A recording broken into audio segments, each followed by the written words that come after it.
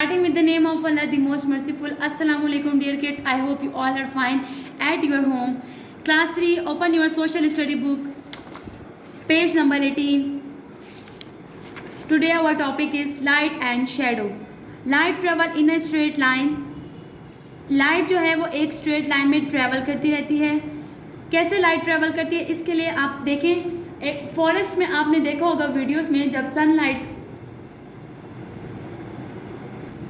आपने अक्सर कार्टून्स में देखा होगा, वीडियोस में देखा होगा कि फॉरेस्ट में जब लाइट ट्रैवल, सनलाइट जब सरफेस पे आ रही होती है तो वो एक स्ट्रेट लाइन में आ रही होती है. लेकिन जब कोई ट्री उसके मिड में आ जाता है, सनलाइट के मिड में कोई ट्री वगैरह हो, तो वो क्या हो जाती है, लाइट ब्लॉक हो जाती है और वहाँ पर एक डार्क सा एरिया बन जाता है. उस डार्क एरिया को हम शेड कहते हैं, यानी शैडो कहते हैं.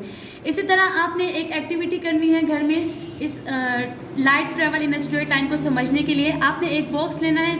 उसमें आपने 3 कार्डबोर्ड्स इक्वल लगा लेने हैं.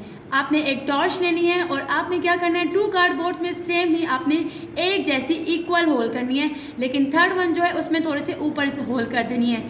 फिर आपने टॉर्च को पकड़ के उन होल्स में से आपने लाइट को ट्रैवल करवाना है. आप देखेंगे कि 2 कार्डबोर्ड में से तो लाइट स्ट्रेट ट्रैवल करी है, लेकिन थर्ड वन में क्योंकि होल सेम नहीं है तो इस वजह से लाइट इक्वली स्ट्रेट ट्रैवल नहीं करेगी.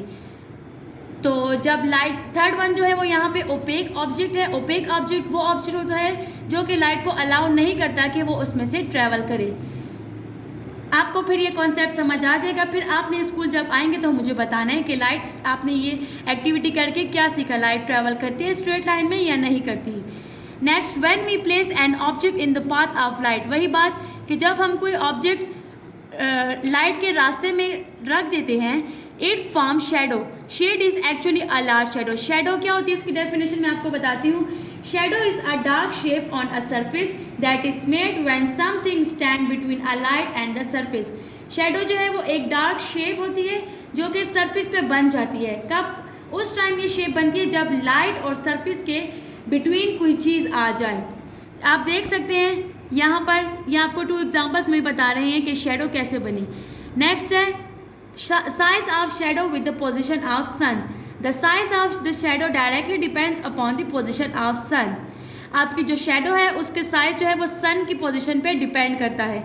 When the sun is exactly above our head the shadow is very short. देखिए आप, सन जो बिल्कुल हमारे हेड के ऊपर है तो क्या बनेगी, हमारी शेडो बहुत शॉर्ट बनेगी. As the sun goes down the size of shadow increase. जब सन गोज डाउन हो रहा है तो शेडो क्या इंक्रीज, यहाँ पे बहुत छोटी थी, फिर थोड़ी लॉन्ग, फिर यहाँ पे लॉन्गेस्ट हो गई. The position of the sun decide the length of shadow. जो सन की पोजिशन होती है ना वो साइज ऑफ शेडो डिसाइड. अब नेक्स्ट आप आ जाए पेज नंबर 19 पे. Size of the shadow tell estimated time. The size of shadow created by the position of sun tell as the estimated time. Size of shadow जो है वो हमें time कभी बताती है. ये देखिए सन डायल, ये पिछले ज़माने में जब क्लॉक नहीं होती थी तो लोग सन डायल के थ्रू टाइम को पता करते थे कि अभी क्या टाइम है. Estimation of the number of hours between sunrise and sunset varies depending on the seasons and location. The day are shorter in winters about 10 hours. The day are longer in summer about 14 hours. The day of spring and autumn are about 12 hours long.